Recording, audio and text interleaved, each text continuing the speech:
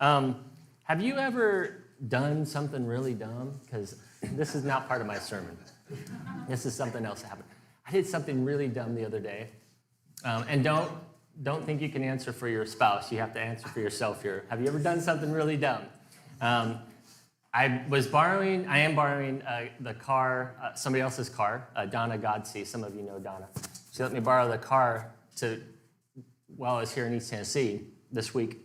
And she said, when she gave it to me, she said, there's this leak in one of the rear tires. It's like every 3 or 4 days, 5 days, you got to fill air into it. So it's not a big deal, but, just keep that in mind.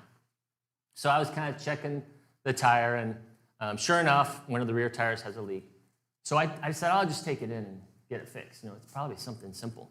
So I took it in to the guy to get it fixed, and I said, this tire's got a leak, something's up with it. He checks, he pushes up on the block, comes back 30 minutes later, says, nothing wrong with the tire. I was like, I'm pretty sure, I had to fill it up. So he's like, it could be the changing of the weather or something like that, and it just didn't make sense. But I was in a hurry, so I drove away, did some other stuff. I went back and checked the tire. When I checked the tire, I realized I told him to check the wrong tire. So that was my week. I was off already. So hopefully you won't do anything dumb today. But I'm really happy to be here today to talk to you about the Bible, but specifically some of the things that God is doing in the world. My son is here with me, Ezra. My family and I have been in Ethiopia for 18 years, and you all have been there with us, supporting us, and we really appreciate it. We've been a part of over 30 different church plants in Ethiopia. We do medical ministry. We do a lot of things. I'm not even going to go through the whole list of things, but we train. The key things we do are plant churches, and we train leaders, and we do medical work. And we also do wells and prisons and refugee camps and other kinds of stuff. But I want to start with a story about a guy named Saeed. You put his picture up. That's the guy. Well, Ethiopia is one of those places that is politically unstable some of the time. Not all the time, but some of the time. And one of the main reasons it is so is because there are about 75, 76 different people groups. Depends on how you split them up. And sometimes some of these people groups don't get along with the other people groups. So tribal warfare, those sorts of things. Sometimes they don't get along with their neighbor. I'm guessing all y'all get along with your neighbors, so you don't know anything about that. But sometimes people don't get along with the people they live near, and it causes a lot of conflict. Allison and I, we work among the Gumuz people, and Saeed, the guy's picture you see up here, he's a Gumuz evangelist that we work with, and I've been working with him for a number of years. Has helped us plant actually more than one church. So really great guy. And he's a Gumuz man. He lives in a Gumuz village, and some of his neighbors, some of the people groups that live around him, have conflict with his tribe.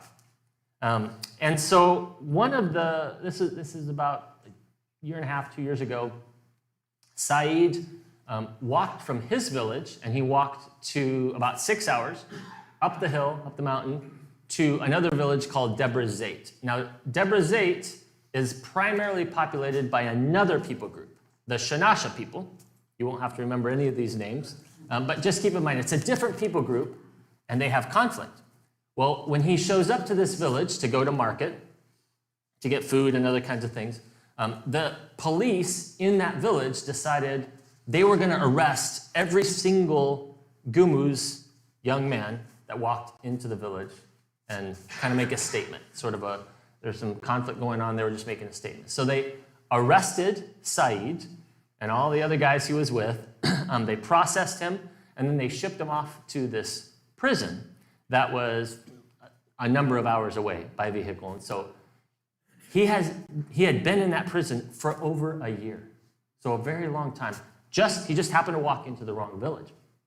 And so I knew he was in this prison, and this was last December, where I was in the area. It's called Gilgal-Belis, the name of the town that he was in this prison. I knew he was in this prison and had been there for a year.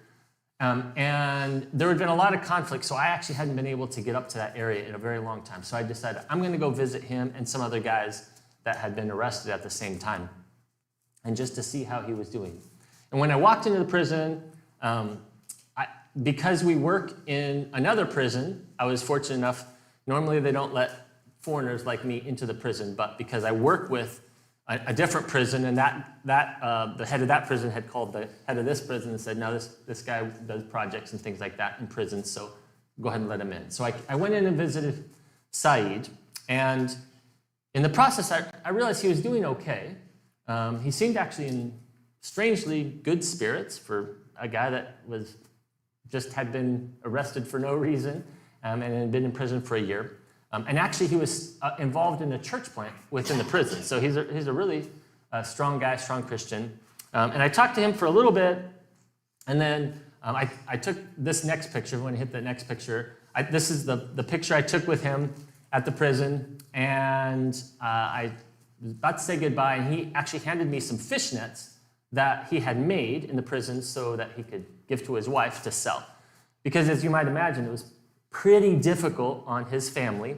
He's a farmer and an evangelist, and so it was pretty difficult on his family to not have a source of income coming from him.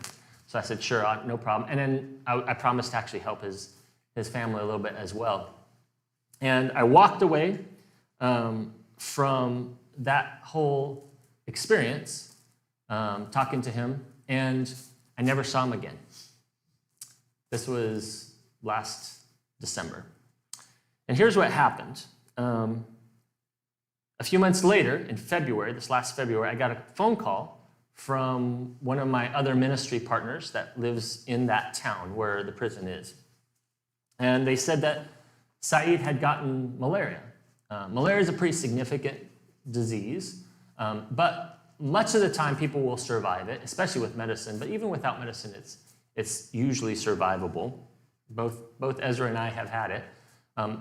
So it's a pretty significant disease, but usually survivable.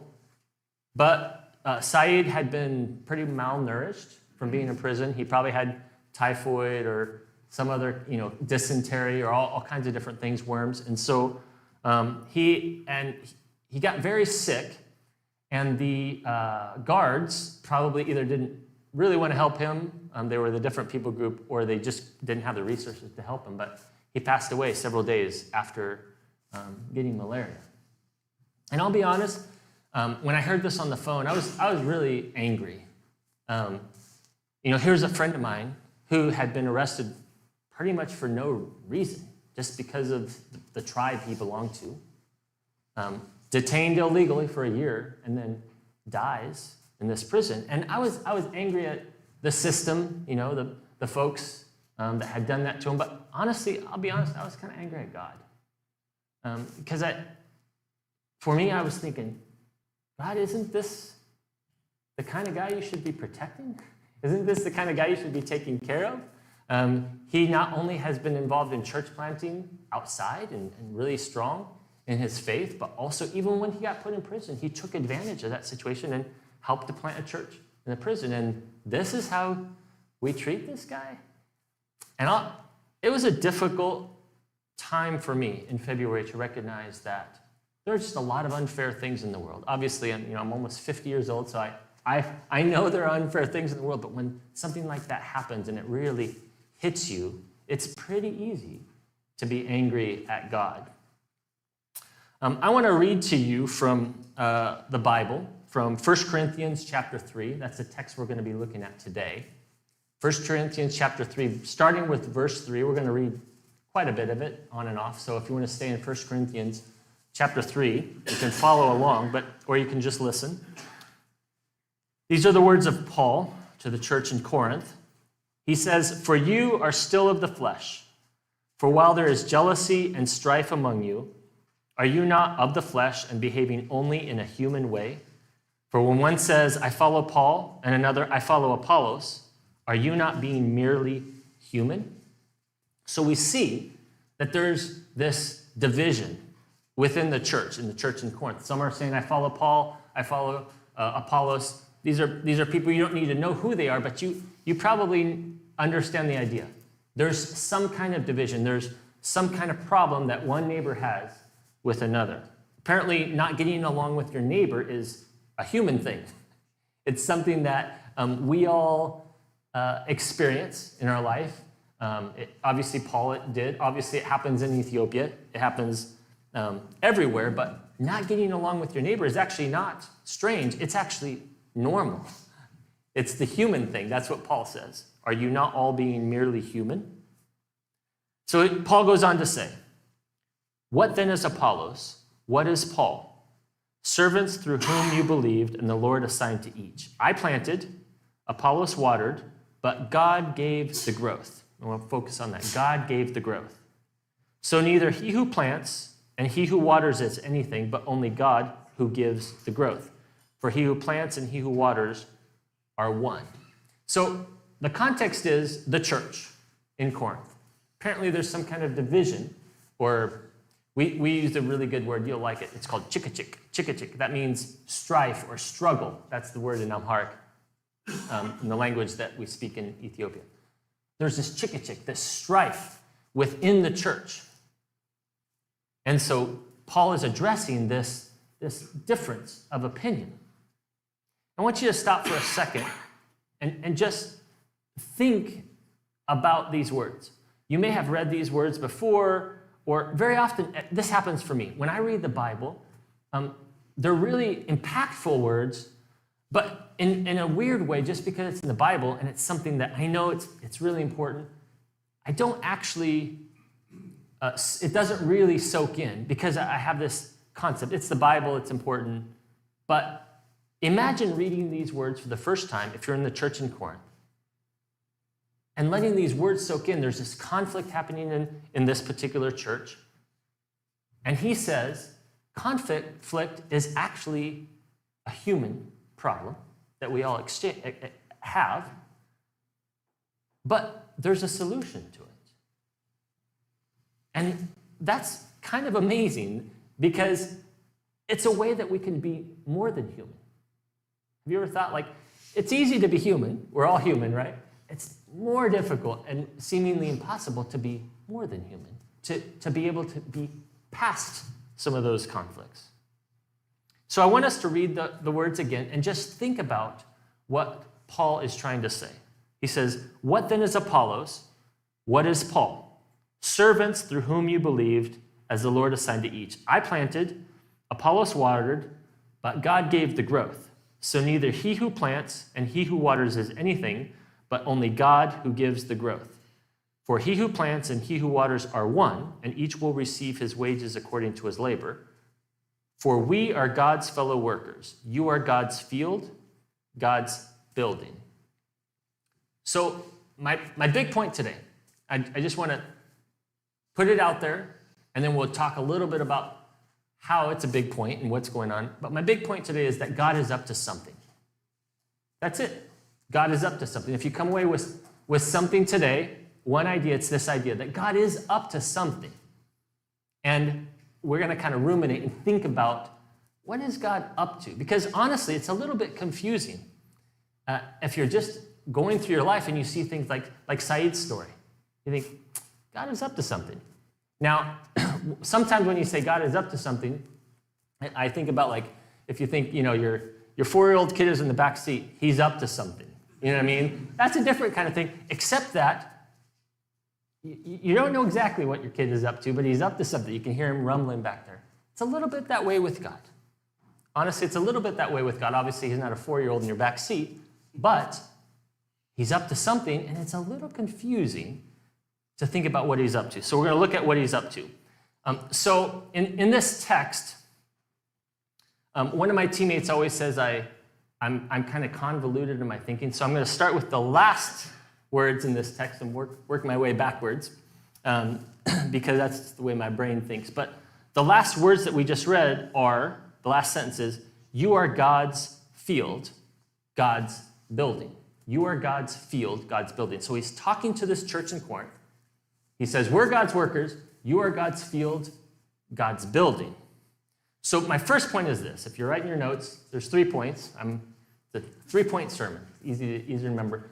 But my first point is that God is up to something, And that something has to do with you. Okay? That something has to do with you. Now, I want to make a quick point. When Paul uses the word you, our brains automatically think you or me, singular.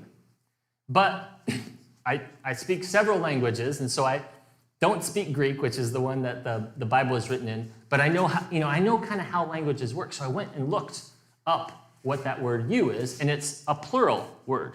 So we have a word for that in East Tennessee, y'all, right? So don't think you, think y'all, because that's what the Bible in the original, it doesn't say you all because they weren't from East Tennessee, but in their own way, y'all are God's field. Y'all are God's building. And think about what that means. That's actually a pretty big difference. It doesn't mean I am God's field by myself, right?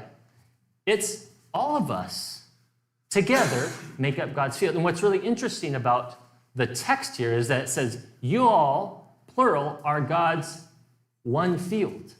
The field is not is singular, not plural. So, think about a field. A field is made up of a bunch of different things which come together to be one thing together, right? It's not one stalk of corn doesn't make a field. It's a whole bunch of corn that makes one field, or a building. This building is made up of a lot of different things. There's a doorknob, there's a light switch. It's a lot of different things that work together into one single thing. And I think this is an important point as we think about what God is up to. He's up to something, and it has to do with you. And when he means you, he doesn't mean you, he means y'all. Okay? So we as a church are integrated with each other. We work together to do one thing. All right? Now, one of the things that living in Ethiopia has taught me is a lot about American culture. So this is a weird analogy, but think about a fish. If you asked a fish who was swimming in the ocean, I don't know why you would do this, but stick with me on this. If you asked a fish in the ocean, what does water feel like? He probably couldn't tell you because he's always lived in water and he's always swimming in water. You take that same fish, you throw it in your boat and let it dry out a little bit as it's heaving for breath and the sun is pushing on it. It can tell you exactly what water feels like. That's kind of how it is to be a missionary, honestly, or to live overseas. You get pulled out of your culture and you suddenly start to realize, oh, this is some of the key parts of my culture. And one of the things I've learned about American culture, and this is a good thing in my mind, is that we're very individualistic. We're independent thinkers. We value personal freedoms. We value personal self-reliance. These are great traits. Honestly, as an American, this is one of my favorite parts about being an American is that part of our culture. But here's the thing. We carry our own cultural expectations when we read the text in the Bible. And this is one of those times I think we subconsciously carry in this idea that, the key part of my relationship is my personal relationship with God. God personally is connected to me. And that's true, but it skews our thinking about what God is up to in the world. So this is what I mean by the culture. Because what God is up to has to do with us collectively, us as a group. So it's not just our relationship, our personal relationship with Jesus that matters, but it's our relationship with those around us, with those of us in our church. So that's point number one. God is up to something, and it has to do with y'all, okay? Second point. So I told you I'm going backwards. Back up the text if you're looking at the text. And it has to do with this. God is up to something, and it is primarily driven by God's divine action. It's driven by what God is up to, not initially what we are up to. This is an important thing when we're trying to suss out the clues as to what God is up to. We have to remember this isn't about what we're doing. This is about what God is doing. So several different times in the text, it says things like, but only God who gives the growth, or it is God who gives the growth. Apollos I planted, Apollos watered, but God gives the growth. So the action, the doing, is being done by God, primarily by God, okay? God is the one causing the action. Okay, Genesis 1:1. Can anybody, you remember what Genesis 1:1 says? I bet some of you can. What does it say? In the beginning, God created the heavens and the earth. It's God that did it, right? That's from the very beginning, we see that it is God who is the creator. If you know one thing about God, it's that he is a creator. That's the Bible starts right there. And there are lots and lots of other places in the Bible where we can see that what's happening, what God is up to, what is going on in the world is primarily the action of God. Romans 11:36. I'm going to throw them quick at you so you don't have to remember all these, but I just want you to hear a few of them so you can see the point. Romans 11:36 says, "For from him and through him and to him are all things." Colossians 1:16 says, "For by him all things were created in heaven and on earth, visible and invisible, whether thrones or dominions or rulers or authorities." And listen to this. "All things were created through him and for him, and he is before all things, and in him all things hold together." So it's not that he just started the process. We know he started the process. But it's that all things are being currently held together by him. So the key point here is God is up to something. It has to do with y'all. Second point, God is up to something, and it has primarily to do with his divine action. That's kind of our individualism kicking in again, right? We tend to see the world from our own particular perspective and what it is that we're doing in the world, but recognize that it's actually what God is doing in the world. We'll get to our part, point 3, you'll see in a minute, but start with this idea that it's God that's doing the action. So I just want to, just real quickly again, emphasize this point, that the focus of our church, the unity of our congregation, what we have in common with our fellow believers sitting next to you in the seat next to you, or with fellow believers in Ethiopia or Vietnam or Oregon or wherever it is in the world that there are other believers, what we have in common with them is not what we're doing or what we do fundamentally, or even really what we believe. It's what God is doing in the world, and that's what creates the unity. So back to Paul's, chick, that conflict that was happening in the church in Corinth. He's saying the reason that we can have fellowship and community with our fellow believers is not because we're human. Being human means we're going to have problems. What brings us together is that we share this in common, that we are all created by the same God. It is a divine thing that brings us together, not our humanness, right? It's the divinity of God and the creation of God and the fact that God is involved in it. And one of the things I want to say, when I was thinking about, Saeed and the story, and I was really, honestly, very angry at God when I first heard about what happened to him.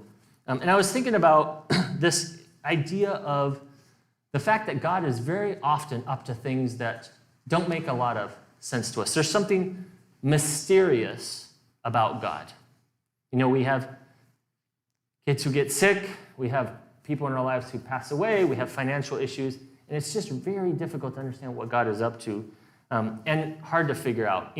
For instance, like in Isaiah, this is what God says to Isaiah 55, 8 through 9. He says, "For my thoughts are not your thoughts, neither are your ways my ways, declares the Lord. For as the heavens are higher than the earth, so are my ways higher than your ways, and my thoughts than your thoughts." We already know this, that God is up to something, and it's pretty confusing sometimes, not always, but sometimes it's very confusing. We recognize that God's thinking is very different than ours. Some people find this mysteriousness of God, the fact that they can't understand God, is very intimidating, and also as a way to not believe in him, basically. But I'll just say this. My view of this topic has shifted a little bit, and it's a little bit interesting, I think. But I view being angry at God differently than I used to. As I get older and older, I realize there's a lot of injustice in the world. There's a lot of things that don't make a lot of sense.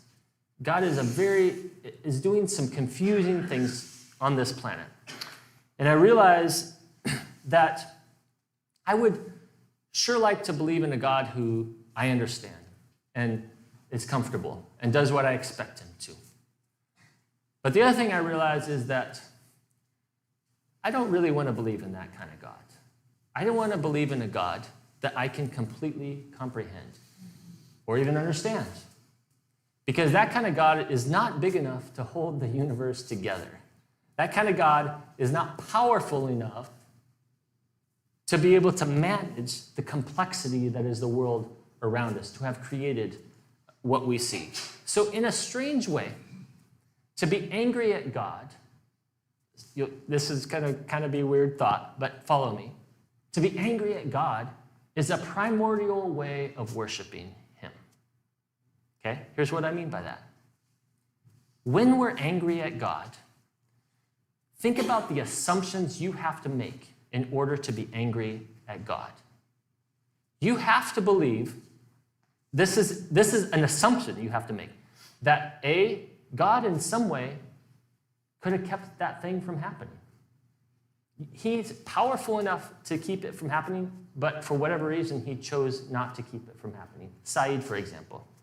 I happen to believe that God is powerful enough to have kept Saeed from dying of malaria in a prison in remote Ethiopia. I don't know why he didn't. I don't know why he chose that or allowed it to happen or however you want to think about it. And we can all think of there's things in our life where it's exactly like that. Somebody we care that passes away. A financial trouble that we have. And it just doesn't seem fair. We all have that kind of idea in our brain that there's something that God allowed or chose that I don't like. But that, in a sense, is a kind of worship. It's a recognition. If we step back, it's a recognition that actually there's some part of us that believes that he could have done something about it. I don't know, that's just a comforting thought to me to think about that. I've got 2 minutes and 18 seconds, so I like that big clock up there, Billy. So I want to get to that third point, because this is kind of the takeaway, okay? The first 2 points are really important. You got to understand those to even have any concept to understand what God is up to. Obviously, that first point, I'll go over them again like a good speaker, right? And the first one is that God is up to something, and that something has to do with y'all, okay? It's got something to do with us collectively.